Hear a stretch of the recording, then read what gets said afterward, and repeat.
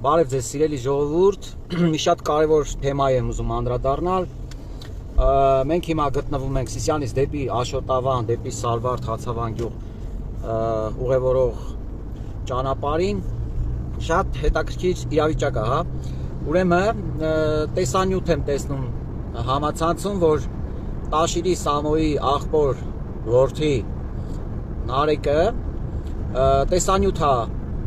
հրապարակում Սիսյանից, մասնավորապես Սալվարդ գյուղից, Աշոտավան գյուղից, դպրոցների փակման վերաբերյալ եւ այլը, հա։ Նու այնտեղ ենթատեքստը շատ ավելի վատ է իր խոսքերում, որ ամեն ինչ վատ է, մի խոսքով ամեն ինչը ներկայացնում է շատ վատ։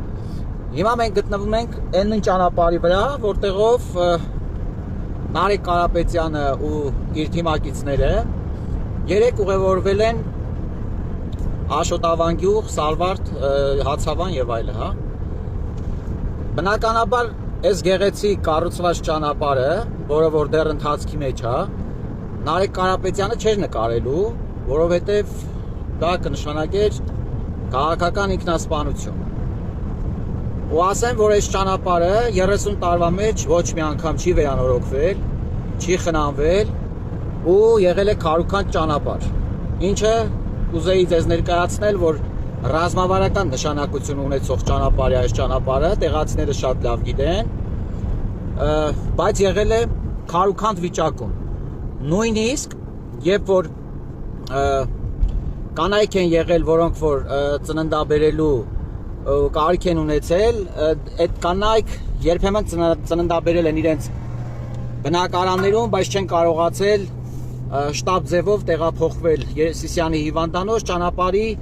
վատ լինելու կամ կարելի ասել ճանապարհ չլինելու արդյունքում։ Միանշանակ այդ ամեն ինչը չէր նկարահանվելու ու չէր ներկայացնելու։ Այսինքն մենք հասկանում ենք, որ իրենք փնտրում են միայն վատ բան, նույնիսկ հորինված վատ բան, մրջունը փիղ դարձնելով ներկայացնում են ժողովրդին, որպեսզի ժողովրդին տրամադրեն իշխանության դեմ, հա, այսինքն որքան վատ, այնքան լավ իրենց համար այդ տրամաբանության շրջանակներում։ Միանշանակ Նարեկ Կարապետյանը չէր ներկայացնելու նաև, որ հենց նույն Աշոտավան գյուղում, որտեղ որ մարդկանց հետ զրուցում է, հանդիպում է, չէր ներկայացնելու այդտեղի դպրոցի մասին, որտեղ կառուցվում է ֆունդամենտից կառուցվում է ժամանակակից նոր դպրոց, ինչը խթանում է թե գյուղի, թե տարածաշրջանի կրթության զարգացմանը եւ ժողովրդի տեղում ամրապնդվելու ու զարգանալու բոլոր հնարավորությունները։ Միանշանակ չէր նկարահանելու։ Ես ուզում եմ ձեզ տեղեկացնել, հիմա տեսեք, օրինակ, հա, Աշոտավան գյուղում բնականաբար կա դպրոց, ու այդ դպրոցը քանի որ քանդվել է ու նոր դպրոց է կառուցվում, այսինքն այդ դպրոցում, հին դպրոցում դաս չեն անում, այս պահի դրությամբ Աշոտավան գյուղի աշակերտները պետության միջոցներով ամեն օր տեղափոխվում են Սիսյանի X դպրոց, բնականon դասի ընթացքը ապահովելու նպատակով եւ պետության նույն միջոցներով աշակերտներին հետ են վերադարձնում իրենց մշտական բնակության վայր։ Բնականաբար դա նույնպես չէր ներկայացնելու, այսինքն ինչ է անում Նարեկ Կարապետյանը, Տաշիրի Սամոյի եղբոր որդին, ում հայրը եղել է Սերժ Սարգսյանի աշխատակազմի ղեկավարը, ում հայրը եղել է Հանրապետական կուսակցության խմբակցության ղեկավարը երկար ժամանակ, իր հայրիկի եւ իր ավակ ընկերների կառավարման տարիներին այդ նույն գյուղերը վերենացվել անմարդաբնակ վայրերի, որտեղից լքել են մարդիկ իրենց տունն ու տեղը եւ իրենց բարեկեցիկ կյանքն են փտրել Երևանում կամ Հայաստանից դուրս այլ երկրներում։ Հիմա մենք մոտենում ենք Աշոտավան գյուղին, մտնում ենք գյուղ, դեռ աշխատանքները ընթացքի մեջ են։ Հիմա ես նաև ցույց եմ տալու կառուցվող դպրոցը, ինչը միանշանակ ցույց չի տրվել, ցույցել չէին տալու։ Դե իրենց պարագայում դա նորմալ է։ Հիմա մենք իջնում ենք դեպի նոր կառուցվող դպրոց։ ասենք Նարեկ Կարապետյան, բա եթե ձեր հայրիկի եւ իր ընկերների կառավարման ժամանակ գյուղերի մեջ այսպիսի ասֆալտներ լինեին, հիմա ինչ կանեիք։ Սա Ժողովուրդ ջան, նոր կառուցվող դպրոցն է Աշոտավան գյուղի ու ուզում եմ ձեզ վստահեցնել, որ այն ինչը որ ներկայացնում է Նարեկ Կարապետյանը վերից վար սուտ է, բովանդակությանը ու իրականությանը ընդհանրապես չի համապատասխանում եւ նմանատիպ ստերով փորձում են ժողովրդին տրամադրել իշխանության դեմ, ընդդիմադիր կարծիքներ գեներացրել հանրային հարթակներում եւ իրենց քաղաքական նպատակները վերջնական արդյունքին հասցնելու համար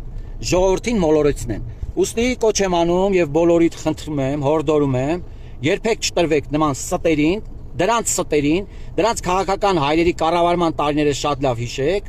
ու ձեր երեխաներին, որոնք որ ապագայում ունենալու են ընտրելու իրավունք, մանրամասն ողջ ճշմարտությունը բացատրեք, քանի որ դրանց ամբողջ խաղադրույքը նոր սերնդի քվեարկությունն է, որոնք որ նոր քվեարկելու հնարավորություն են ունենալու եւ չեն տեսել իրենց մեր ժամանակների կառավարումը, հա, իրենց կողմից, այդ ամբողջը։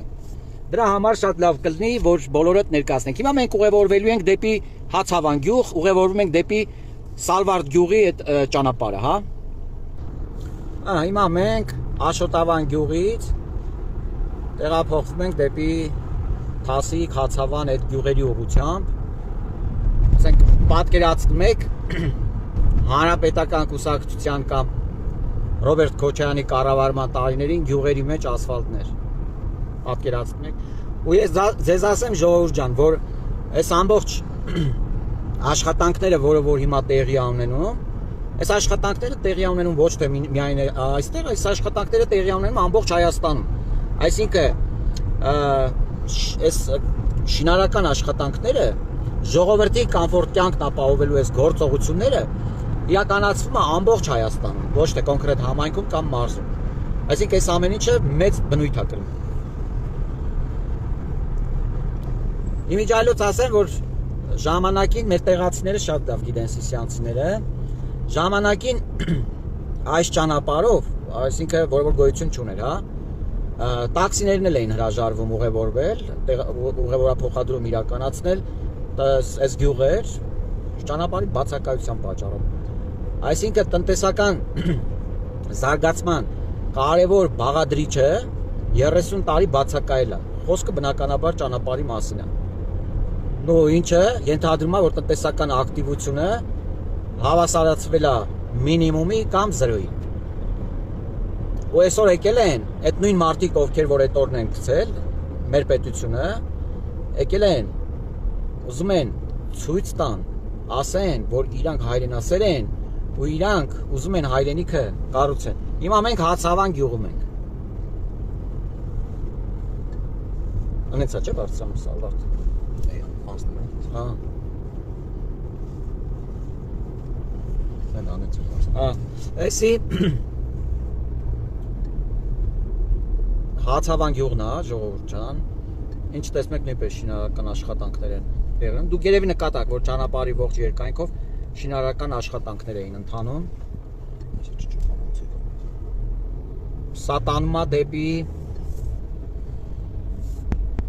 Սատանմա դեպի Թասիկ գյուղ ու Սոֆուլու գյուղ։ Ասեմ, որ այս որ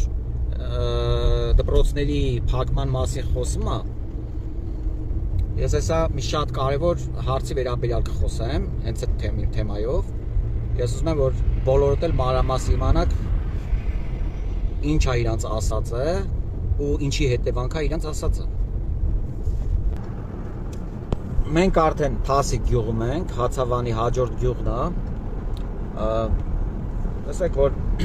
նույնպես ասֆալտ է, մի քիչ sense անխնամ ճանապարհի վիճակ, դա դեռ ճանապարհի աշխատանքները չավարտվելու հետևանքն է, որովհետև տեխնիկա է աշխատում, տրակտոր եւ այլը։ Դրա համար մի քիչ անխնամ է, ցեխոտ է լինում ճանապարհը։ Վերջնական ավարտված չի էլի, դեռ պետքա գծանշաններ լինեն, պետքա երթևեկությունը թելադրող կամ կարգավորող նշաններ լինեն,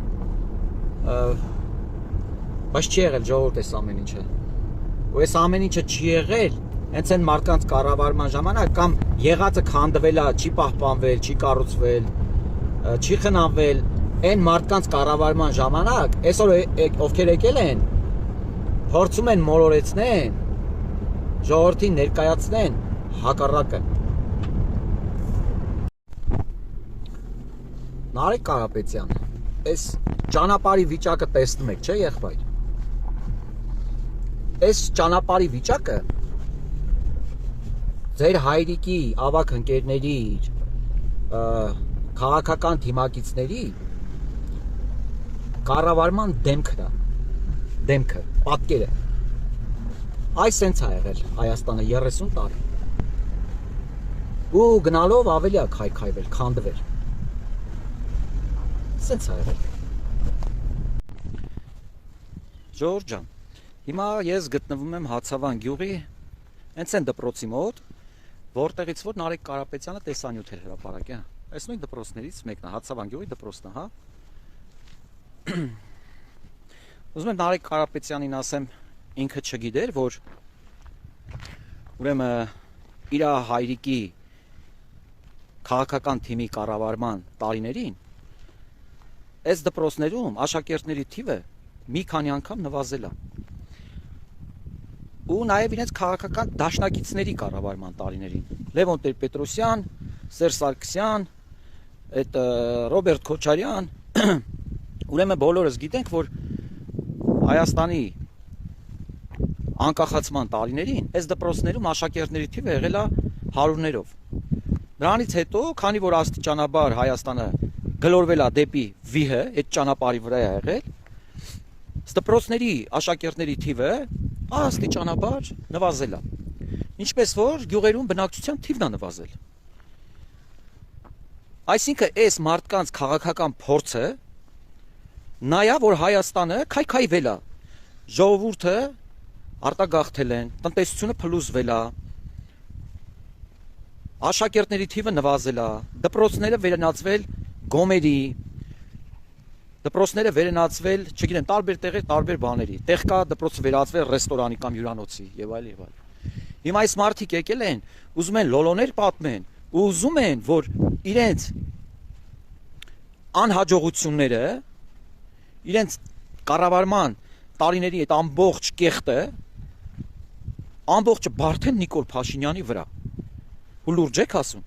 Ու մտածում եք, որ ժողովուրդը ձեր ստերին հավատալու է, ժողովուրդը շատ լավ է տեսել այդ ամեն ինչը ու շատ լավ ապրել է, իր մաշկի վրա զգացել է։ Ու դուք չեք կարող ժողովրդին խաբել, մոլորեցնել։ Ես ասում եմ, ձեր հույսը մենակ այն սերունդն է, որ չի ապրել այդ ամեն ինչը ու այսօր ընտրելու հնարավորություն ունի։ Գնալու է քվեարկության։ Դուք փորձում եք այդ երիտասարդներին մոլորեցնեք։ Նաև անդրադառնամ Նարեկ Կարապետյանի այն հայտարարությանը, թե կառավարությունը փակում է դպրոցները։ Ուրեմն Նարեկ Կարապետյան, ես չգիտեմ թե դուք ինչ ձևով եք վերաբերվում ձեր բիզնեսների կառավարմանը,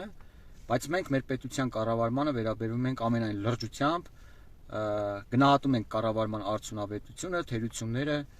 լուծումներն ենք գտնում, լուծումները իրականացնում ենք ամենայն պատասխանատվությամբ ու իշահ մեր պետության ու մեր ժողովրդի։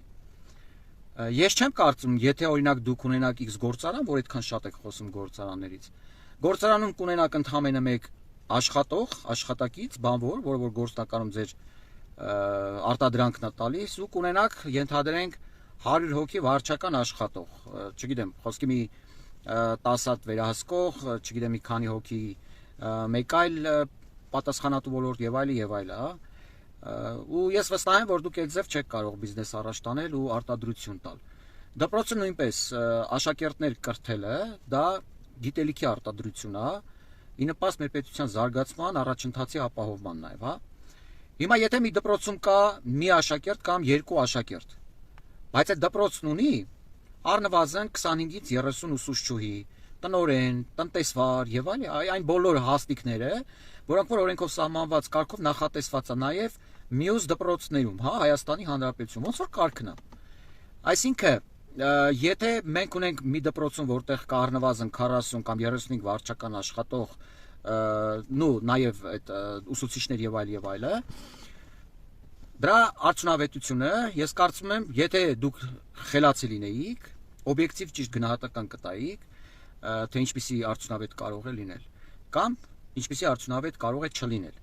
Այնպես որ մենք շատ լավ գիտենք, որը որից հետո է, ու այդ իրավիճակի ամբողջ պատասխանատուն ձեր քաղաքական հայրերի ոչ ճիշտ, հակահայ, ոչ արդյունավետ կառավարման հետևանքներն են, որ այսօր ունենք դատարկված գյուղեր, դատարկված համայնքներ, քանդված ճանապարհներ, քանդված գործարաններից եք խոսում, չէ՞։ Հələ որ կարող մի քիչ խորանանք, բարձվի այդ քանդված գործարանների